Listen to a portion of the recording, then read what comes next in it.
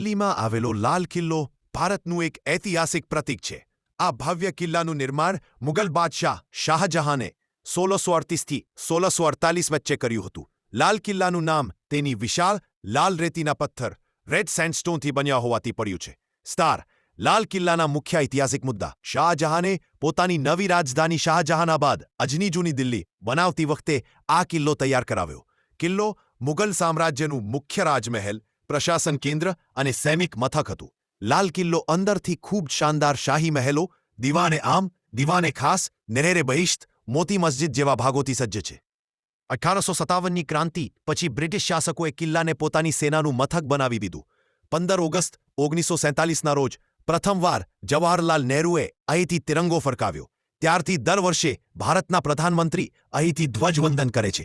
લાલ કિલ્લાને UNESCO world heritage site તરીકે માન્યતા 2007માં મળી હતી. લાલ કિલ્લાનું મહત્વ. ભારતની સ્વતંત્રતાનો પ્રતીક, મુગલ વાસ્તુશિલ્પનું શ્રેષ્ઠ ઉદાહરણ. દર વર્ષે 15 ઓગસ્ટે અહીંથી તિરંગો ફરકાવવામાં આવે. આવા જ ઇતિહાસ જાણવા માટે અમારા ચેનલને સબસ્ક્રાઇબ કરો.